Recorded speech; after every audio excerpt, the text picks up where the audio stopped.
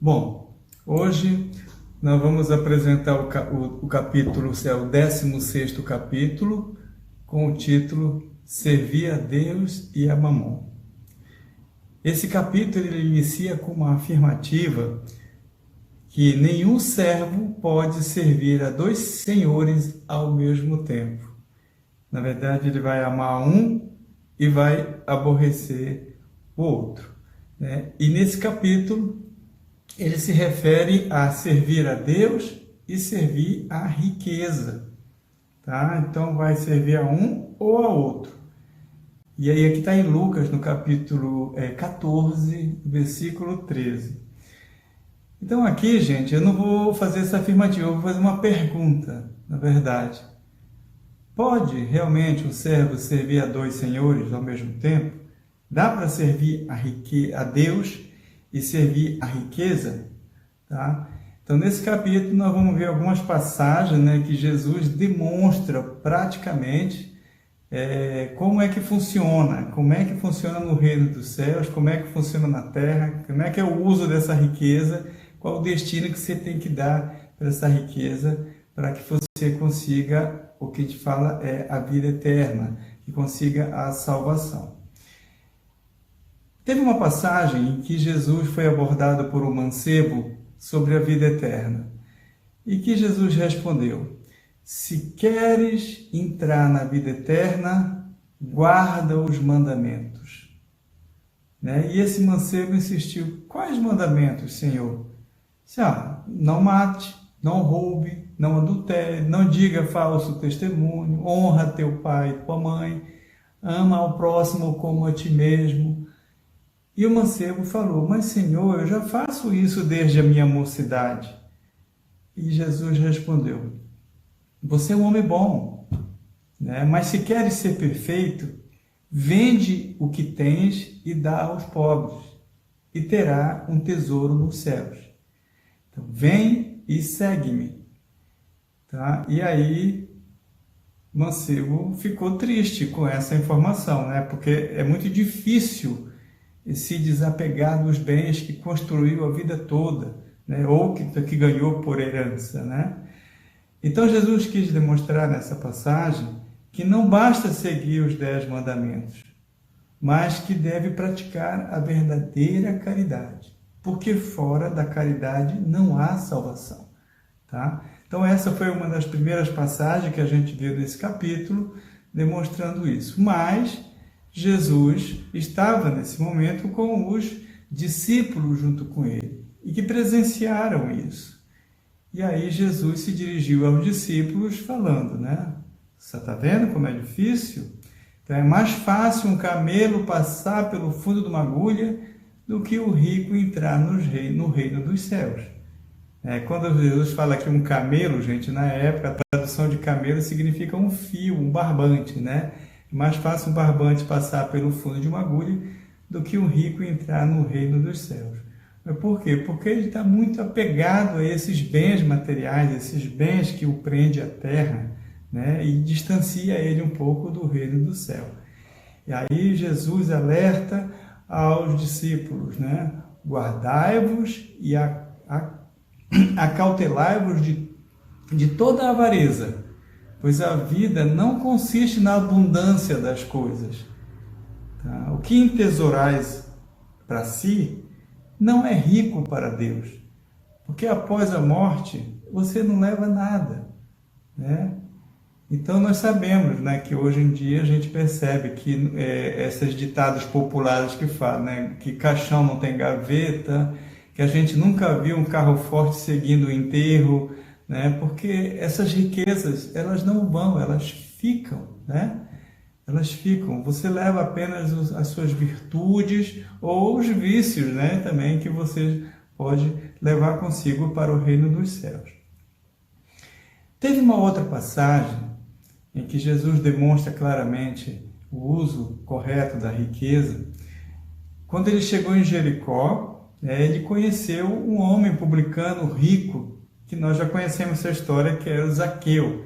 Então, Zaqueu era um homem que sabia que Jesus estava chegando, que era filho de Deus e que ele estava louco para conhecer. Só que na multidão ele era baixinho, ele não conseguia alcançar. Mas Jesus verificou toda a movimentação dele e chamou ele para se oferecendo, inclusive, para ir à noite na casa dele, contrariando, inclusive, todos os discípulos, porque sabe que Zaqueu é um publicano, um cobrador de impostos, é um pecador, é injusto, né? E Jesus até afirmou para eles: olha, quem precisa de médicos são os doentes, não são os sãos, né? Então Jesus fez questão de ir na casa dele à noite e, para surpresa dos discípulos, Zaqueu sentiu a presença, né, de Jesus na sua casa, sentiu a presença do Espírito Santo e ele simplesmente falou, né, Jesus, Senhor, darei aos pobres metade dos meus bens e pagarei 4 vezes aquilo que tenho fraudado. Né? E Jesus, os discípulos ouviram tudo aquilo, né? E Jesus falou: hoje a salvação entrou nessa casa. Tá? Então, se você é uma pessoa rica, né? Você sabe, Deus, como é que você conseguiu essas riquezas, mas se você vai usar para o bem do seu próximo, é isso que interessa para Deus. Tá? Muito bem, vamos ver outra passagem aqui. Nesse capítulo, Jesus também ilustrou bastante esse tema, né, em servir a Deus e a Mamon, com duas parábolas, né? Uma delas é a parábola do mal rico. Então, o que é o mal rico? Um homem rico que vivia aqui na terra, desfrutando de todas as suas regalias, né? Com todo o seu conforto, com tudo aquilo que a riqueza lhe proporciona. E do lado de fora da casa dele tinha um homem pobre, um mendigo, tá? Pedindo comida, pedindo migalhas, né? E esse homem se chamava Lázaro e estava sempre na porta desse homem rico pedindo comida, e esse homem sequer dava atenção para ele, né? E chegou o momento em que ambos morreram e foram para o mundo espiritual. E lá eles foram prestar conta, né, daquilo que fizeram. Então o homem rico, ele ficou, entre aspas, no inferno, onde viveu os tormentos. E o homem pobre, o Lázaro, foi acolhido por Abraão, né? E lá, quando o homem rico viu o Lázaro com Abraão, ele achou aquilo injusto, né? E reclamou, né? Senhor, por favor, faça com que Abraão traga um pouco de água para colocar na minha boca, que né? Muito quente o inferno ali, né? Então ele já estava vivendo os tormentos. E Abraão falou: olha, você teve todos os bens na terra e fez mau uso dele, enquanto esse aqui, o Lázaro, ele teve apenas os males. Então esse será consolado agora por nós.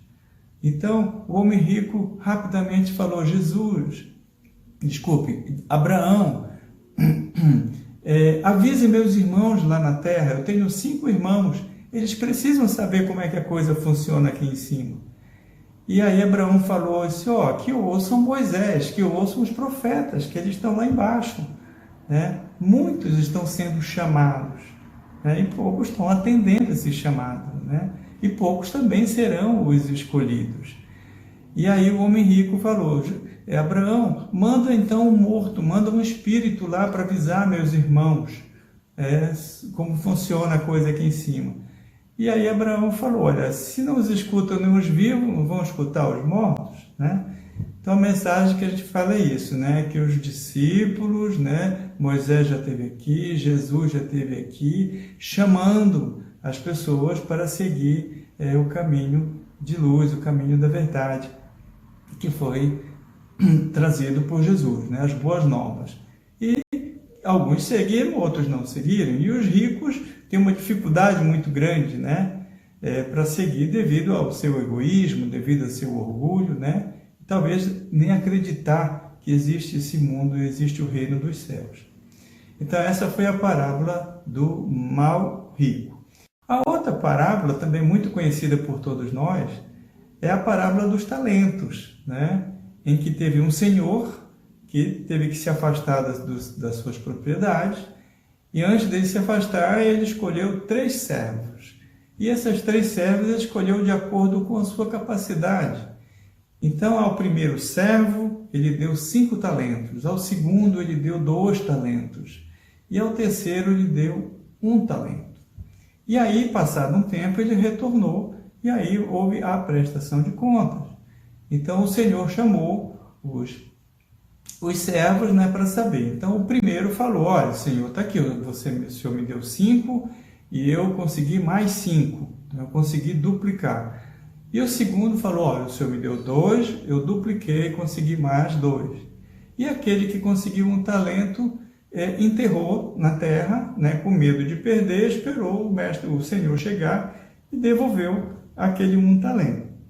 Então, para aqueles 2 que duplicaram, o Senhor falou: servo bom e fiel, já que foste fiel nas pequenas coisas, dar-te-ei a intendência das grandes coisas, a confiança das grandes coisas, né? Então eles conquistaram o Senhor, porque eles conseguiram multiplicar o que lhe foi dado. E tirai-lhe do que tem 1 talento e dai ao que tem mais, ou seja, a que tem 10, que foi mais capaz, né, de multiplicar. Então, pois a todo que tem será dado em abundância, e a que não tem será tirado.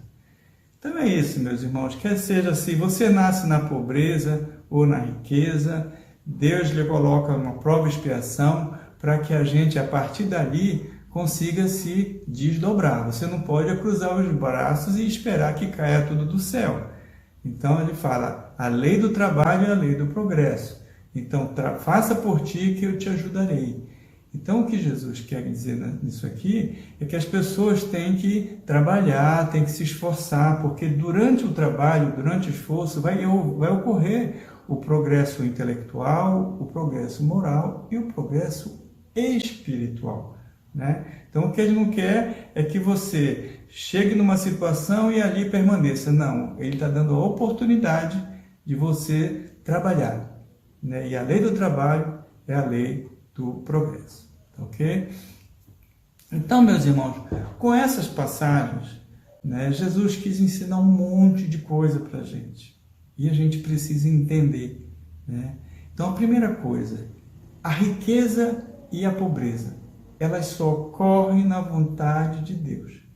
Então, são provas e expiações que nos são colocadas para a gente saber como é que a gente vai lidar com isso, não é? Teve uns que, em encarnações passadas, foram ricos, abusaram da riqueza, não fizeram bom uso, então voltaram numa outra encarnação como pobres. E agora vamos ver como é que ele vai se sair nessa nova oportunidade que lhe foi dada.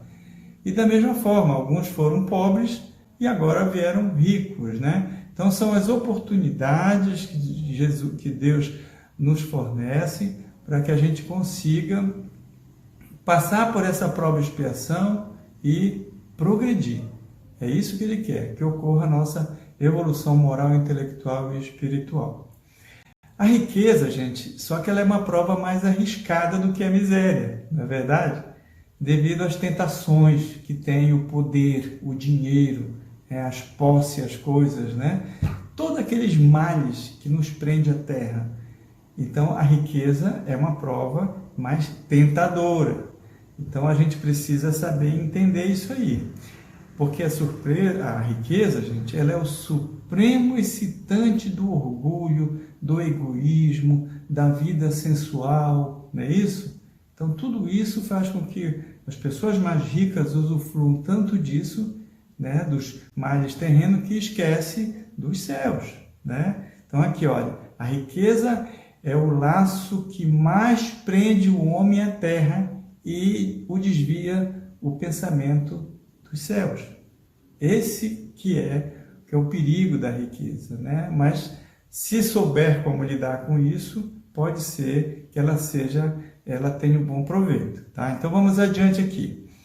A riqueza, gente, ela não é um obstáculo para a salvação. A riqueza não é um obstáculo para a salvação, mas o apego aos bens terrenos, sim, tá? E aí que requer os sacrifícios, né? Você precisa entender o que Deus quer que você faça com essa riqueza que você tem, né? Como eu falei, assim que Ele dá, Ele tira, tá? Então Ele requer sacrifício, mas para isso você precisa conhecer, né, os ensinamentos que Jesus nos ensinou. A riqueza, ela pode ser um meio de salvação, tá? Então a riqueza não é de todo ruim, né? Ela pode ser um meio de salvação, mas na mão de quem sabe utilizar.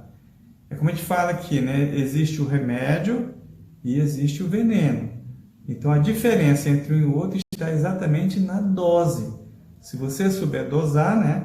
Então, se você apelar para usar todos os recursos que você tem, né, para os vícios terrenos aqui, então isso vai ser um veneno para você. Mas, ao mesmo tempo, se você souber dosar, pode ser um remédio, tá?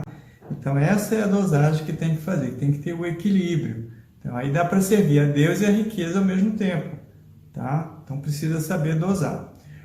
Então, há um exemplo que a gente vê nesse capítulo, é que, olha, um homem que sai da miséria à fortuna, tá? Ele era pobre, ficou rico de repente, ele progrediu, né? Na lei do trabalho, o progresso, ele progrediu, então ele chegou à fortuna, tá? Mas ele esquece depois, quando ele chega lá, na riqueza, ele esquece as suas origens, ele se torna ingrato, insensível, egoísta, fútil, tá? E já começa a olhar as pessoas já de cima para baixo, né? Então, geralmente, é isso que acontece.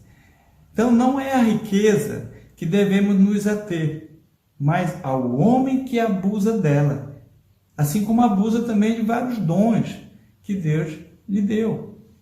A gente vê gente aí, pessoas inteligentíssimas, né, que podem usar toda a sua inteligência para o bem ou pode usar para o mal, né?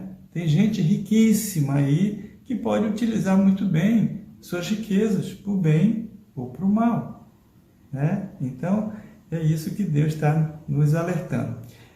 A riqueza, gente, ela não produz apenas o mal. Isso é importante. Deus, se isso acontecesse, Deus não teria colocado aqui na terra. Tá? Cabe ao homem transformá-la em fonte do bem. Tá? Se a riqueza não é a causa imediata do progresso moral, né? Quer dizer, você tem a oportunidade com a riqueza evoluir moralmente, ela deve ser o progresso intelectual a serviço da humanidade. Então é que a gente fala, muitas pessoas que são ricas, né, que utilizam parte da sua riqueza para atender as instituições de caridade, os centros de pesquisas para cura de doenças, né, para vacinas que a gente está vendo. Então, os recursos podem ser, quer dizer, o excedente que estão recebendo podem ser utilizados para o próximo, para o bem da humanidade. É isso que Deus quer que você faça com a sua riqueza. Ele privilegiou uns para que possa distribuir para os outros. Tá? O homem ele deve procurar, então, a ciência e tecnologia e os meios de executá-lo mais rapidamente para o progresso moral e intelectual. Então, a gente sabe, gente, que tem muita tecnologia, muito conhecimento que foi gerado, e esse conhecimento é gerado a partir das riquezas. Então, às vezes, tem a exploração do ouro, do diamante, né, dos minerais que estão no solo, isso gera riqueza. E essa riqueza tem que ser usada para o bem da humanidade. E não pode concentrar na mão de poucos, né? Como a gente sabe que existe isso aqui ainda no nosso planeta, né? E esses recursos que são produzidos a partir dessas riquezas devem ter um objetivo. Esse objetivo era para servir a quem precisa, né? E aqueles que têm esse dom, que receberam de Deus essa prova e expiação, devem pensar em direcionar para aumentar a produção de alimentos no mundo, né? Onde se pode produzir e colocar onde não produz, que é a aproximação entre os povos, né? A cura de doença, a cura do câncer, as vacinas, os meios de comunicação, que hoje a gente já viu quanto que evoluiu isso. Então, todo esse tipo de ciência e tecnologia requer recursos financeiros. Então, vem das riquezas que foram produzidas por um país, né, ou por algumas pessoas que tiveram esse privilégio de ficarem ricos, ok? Então, gente, a partir daí, a gente vê que tem algumas perguntas que precisam de algumas respostas, né? Então, por exemplo, a gente sabe que hoje as políticas públicas, eles tendem a distribuir melhor a renda entre as pessoas, né? Quem tem mais para dar para quem tem menos, né? Para tentar haver uma desigualdade das riquezas, né? A igualdade social, todo mundo viva bem, com as mesmas condições, com qualidade de vida, né? A gente vê nessa distribuição de renda, Bolsa Família, auxílio emergencial, no caso agora da pandemia, né? E no final o emprego é o mais digno, né, do que viver de bolsa ou de auxílio emergencial. Então, que a população precisa de emprego para que todo mundo tenha a sua renda. Então, os patrões e empregados, né, uma relação justa entre eles, né, para que todos vivam com dignidade. E aí vem a pergunta, por que os homens não são igualmente ricos ou igualmente pobres, né? Então, é nesse capítulo a gente vê a resposta, porque todos os homens eles são diferentes em inteligência, em atividade, são mais ativos do que o outro, são mais trabalhadores, são aqueles que constroem e sabem conservar ou preservar o que construíram, né? Então isso muda muito, né? Tanto na hora de produzir a riqueza como o uso devido ou indevido da riqueza. E isso tudo, gente, é fruto do trabalho, né? Então Deus fala, ó, faça por ti que eu te ajudarei. Então na lei do trabalho, muitos progridem. E aqueles que progridem progridem com a ajuda de Deus, né? Então, a lei do progresso e aí a evolução intelectual, moral e intelectual. Inicialmente é coletivo, é individual, depois coletivo, a bem da humanidade, tá? Então, essas pessoas, se todo mundo nascesse,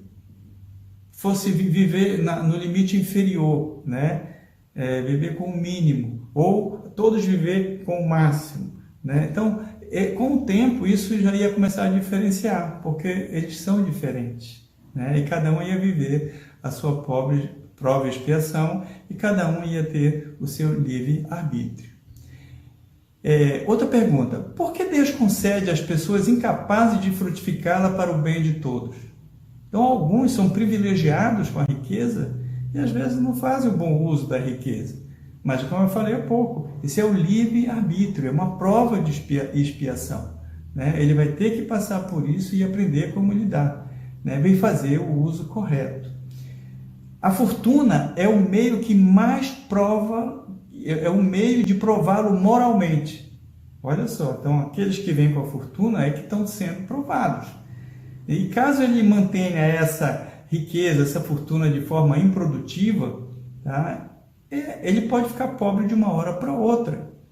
Então a gente vê os casos dos bons patrões, né? Então o patrão, o cara ficou rico, ele cresceu na lei do trabalho, lei do progresso, ele ficou rico, tá? E se ele tem uma relação muito boa com os seus funcionários, se ele usa toda a riqueza a bem dos seus servidores, ele gera emprego, gera renda, paga direitinho os salários, né? O uso correto dessa riqueza para bem de um número maior de pessoas, é isso que Deus quer. Que se cada um for justo social e economicamente com o seu irmão, tá? Isso todos crescem. E aquele negócio, né? A quem mais tem será dado, desde que se observe esse uso correto das riquezas. A pobreza, gente, ela é uma prova da paciência e resignação. E a riqueza, por outro lado, é uma prova da caridade e abnegação.